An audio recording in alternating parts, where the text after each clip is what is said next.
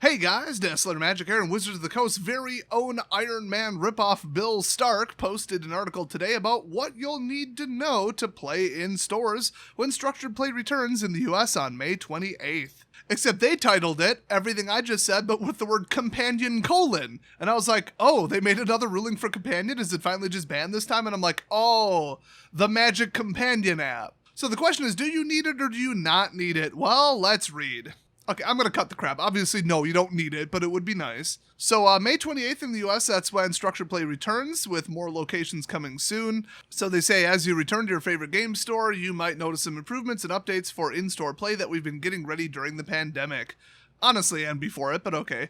I'm here to introduce those changes. Thanks, Tony Stark. So first you're going to need a Wizards account, because remember, they got rid of the DCI system. So there was no, playing as a guest. That was never a thing. Basically, they would just register you a new DCI number and be like, here, try to remember this or whatever, and then at least they'd remember you by name in the local database in the store.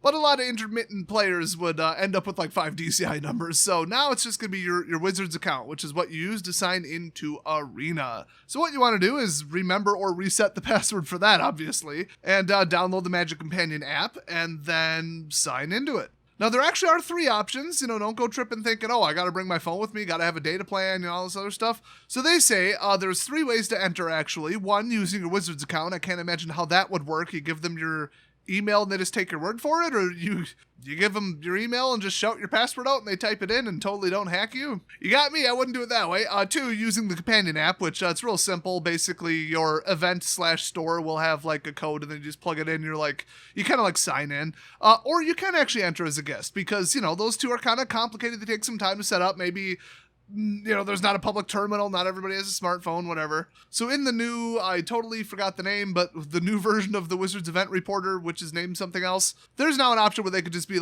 guest number 1. Ta-da! But your Wizards account is, as they put it, your key to officially joining the event. And it's your access point to most things Wizards moving forward. So if they ever bring back rewards points or attendance things, or they've definitely been talking about arena bonuses for showing up to pre-releases. Instead of, or in addition to them having to print a code inside of the pre-release kit itself, they'll just be like, oh yeah, you checked in here and participated.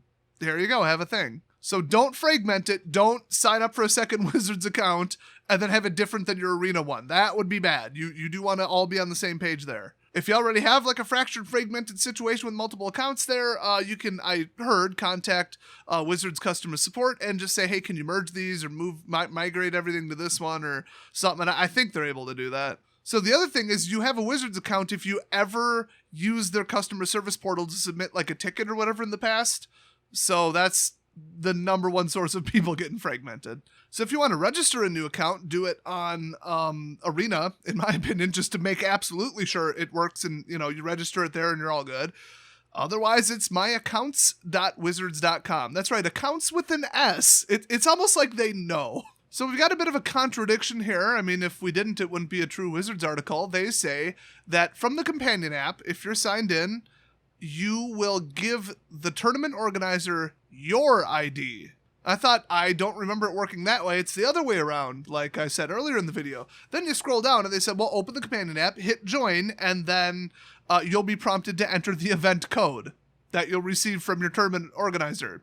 I assume what happens is it's both. You give them your short version little code ID thing, and then they're like, okay, you're on the list. And then when you attempt to join it, they check if you're on the list. I assume that's how it works, but they're not being very clear. So it's just 6 digits, and they said it'll be on a screen, on a sign, print out, whatever, get it from the staff, get it from a friend, whatever. Does it change every week? Who knows? My guess is yes. 6 digits, maybe not. Is it a store code? Is it an event code? Who knows? They're not going to tell you. It's a secret. So once you enter the code, you'll, quote, soon be off to the races. So they said, while you're waiting for everyone to get registered, if you showed up early, you could use the life tracker feature to play a game against a friend, or you could use one of 1,000 other life tracker apps that are in the store. I mean, this one, it is up to 4 players' life totals, and then you get storm counts, mana, poison, all that kind of stuff, so that's kind of cool. But I've seen, equally good or better ones that are Magic specific that don't necessarily say Magic the Gathering in the title, or they're gonna get a takedown. So once the event starts, you'll get the first round seeding. They also said that deck registration may be a thing. Like, who the hell enforces that at FNM? I'm not going to sit there and, like, sort my deck and then put in every card. No, I assume that's only for high-level tournaments, and even then, really? You're responsible for putting in your own deck list instead of a judge checking it? I don't think so. So basically, it'll show your name, somebody else's name, and then, like, table number 4 or whatever, round 1, and there you go. Then you hit track life if you want to use that, and simple. And then you can just report the result. And I think on both players, it'll say, like, the record was, 2-0, 2-1, or it was a tie or whatever. Is this correct? And then you hit cancel or confirm. And if you both don't hit confirm, the store is going to come confirm it for you. Because that's the equivalent of, like, signing the paper slips. I don't know if you guys did it that way, but that's how my store did it. Or every store I've been at actually did it that way. I love how they say, remember, both you and your opponent will be able to see the results you submit, so make sure to submit them accurately. If you do make a mistake, wink, wink, tournament staff can correct it, wink, wink, for you.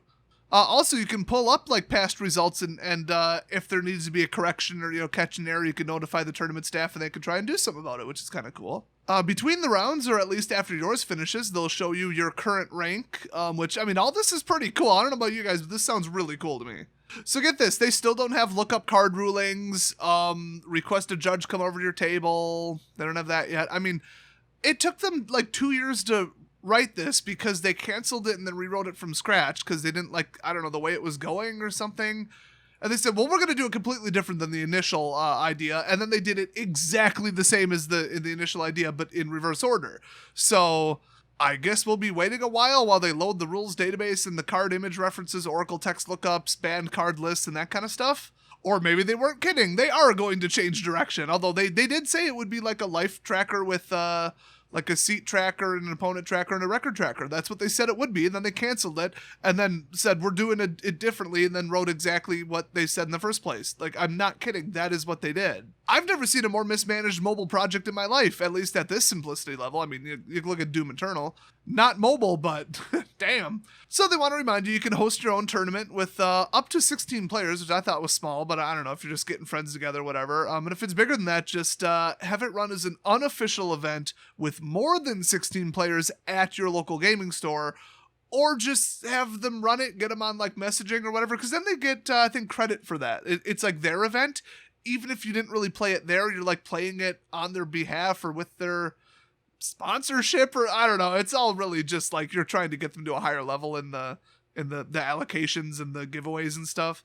There's only 2 levels, but it's like dynamic levels now. They kind of changed that too, but like it as far as I know, it still gives them credit for like, oh, look how many people showed up, unique and checked in and did a thing. So, I mean, if you just want to show up on some random Tuesday and just be like, hey, we got like 24 people, we want to run like a commander thing, just like an informal whatever, who cares? No prize support, no entry, you want to run it? People will probably buy food and drinks and cards and sleeves and dice. Any reasonable store would say yes, and then they get credit for running it, because they just have to fire up an unscheduled event or whatever, or like what do they call it? Like a free-for-all event, or there was some term for it in the old software. It wasn't like unsanctioned, but like there was some term for it, and I think the new version has it. And like I said, I think your store gets credit for it. So if you're gonna do it, 16 and under, okay, you can just do it in your friend's basement, whatever. But if it's gonna be higher, then that's a really good reason to either just do it willy-nilly or use a different software, or give your store credit for it, show up to the store and do it there. So if they got a nice play area and they got parking and all that, I mean, why not? Well, if you don't like the rules and your version of Magic includes paintball guns and Nickelodeon-style physical challenges, then maybe don't take that to the store, and also invite me. But other than that, like I said, if at all you can, like, go give them credit for that. A lot of people don't know that, so I wanted to really stress that, because it helps them out a lot. Well, and it helps you out because you get more promos and prizes, just FYI. So this all sounds neat, slick, efficient, maybe not immediately approachable, a little bit intimidating to new people, but if you're smart enough to play Magic or smart enough to like know how to use technology, I'm just sick of trying to show stuff to like, 60, 70-year-old people where you're like, you press this button, this one, then this one, and they're like, whoa, slow down, that's too many steps. I'm like, it's 3 steps. This is all in your head. It's only complicated because you're telling yourself it's complicated. My God, can you put a key in a lock, turn it to the right, and then turn the doorknob? Because that's the same number of steps, except it's easier because the buttons are labeled with exactly what you need to do. So you guys should just be like, yeah, this is nice, easy pairings, error correction. I mean, the life total tracker I could live without. I'd prefer dice, but whatever. Lately, actually, I've preferred paper. It's just then you get the audit trail. But, you don't have to. They're not really forcing anything on you. You could play as a guest if you really want. If you don't want any kind of history or bonuses randomly popping up in Arena, just saying. Hell, they might even roll out to your email like promotional coupons to try and build up the database thing where like they'll reimburse the store. I don't know if they have the infrastructure for this, but it's like, oh, get, one free entry to FNM, and then they just like bill it to Wizards kind of or something, or they get compensated with free stuff. In fact, I mean, if this really catches on, they're going to go full-blown digital with it, and you might get like limited stuff like Secret Lair Ultimate Edition, where most stores got like 2 or 3. My gosh. Or, Time Spiral Remastered, you want a box of that, and you're like, well, I know that people want 100, there's only 80 coming in. You might be able to, like, sign up to, like, pre-order a product at a certain time. Like, they'll have, like, a pre-order launch day in the companion app, and they're going to say, hey, reserve one for me at so-and-so store. I bet you Wizards would set up a payment gateway and take 5%, but, I mean, it's all, we'll see how far they go with it. I mean, I've had a store somewhere in Wisconsin, it was big enough that they had to sell the tickets with Eventbrite as if it was like a concert, because they had, I think, between the 3 days total, like 300 people come to the pre-release. I went to it, and it was like a miniature GP. It was wild, dude, but man, that kind of stuff, I mean, boy, would this app help. You're probably thinking, well, there's 12 people at my store. Why don't they just let people sit anywhere, they take a piece of paper and put it on the corkboard that says, here's your opponent, and then it's that quick.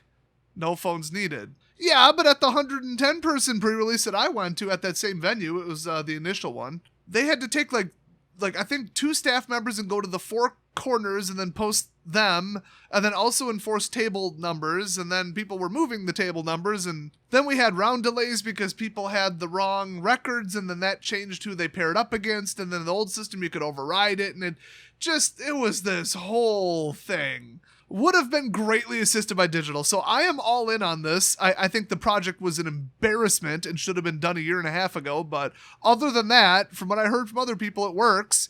So I might go to an FNM and try it.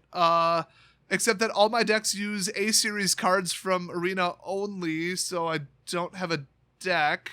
This is me. I'll throw together some $15 pile of crap that vaguely works. Go get a solid 3 and 2 with it just to test the app. So, I might just do that. I recommend you all do it too, because it sounds legitimately cool. Let me know if you've used it at all in the past. We would love to hear about it down in the comments section. Otherwise, thanks for watching, and I'll see you guys next time.